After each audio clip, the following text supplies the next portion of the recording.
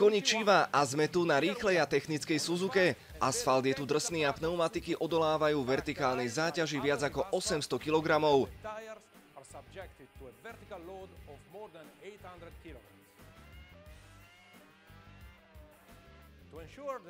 Aby bola zaistená správna kombinácia rýchlosti a odolnosti, Pirelli sa rozhodlo nominovať tvrdú a strednú zmes.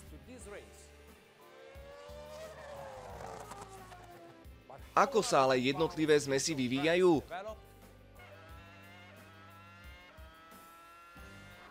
Po laboratórnych simuláciách, kalkuláciách konečných produktov a indoorových testoch, ktoré pneumatiky podrobujú tým najtvrdším podmienkam, je kľúčové testovanie na trati. Z tohto dôvodu Pirelli najalo dvoch excelentných testovacích pilotov, Jaimeho Alguersuariho a Lucasa Di Grassiho. Ich úlohou je zhodnotiť prototypy Pirelli.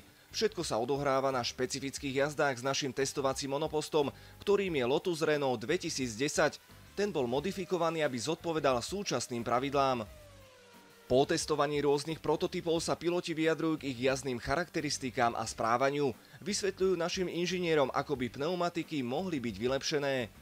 Využívanie dvoch pilotov poskytuje inžinierom dva rôzne pohľady a dva rôzne názory.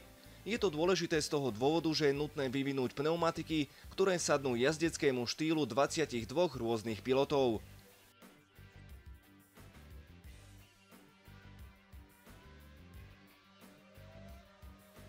Testy prebiehajú na rozličných okruhoch, aby pneumatiky mohli byť vystavené rôznym druhom záťaže, ktoré ich čakajú v priebehu sezóny.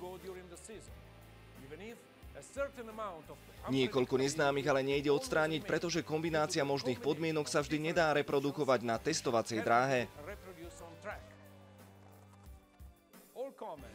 Všetky pripomienky a spätná väzba z vývojových testov sú analyzované a porovnávame s dátami z telemetrie, ktoré boli nazbierané senzormi umiestnenými na aute. Pneumatiky Pirelli preto môžu ísť na trať až po absolvovaní tohto dlhého vývojového procesu.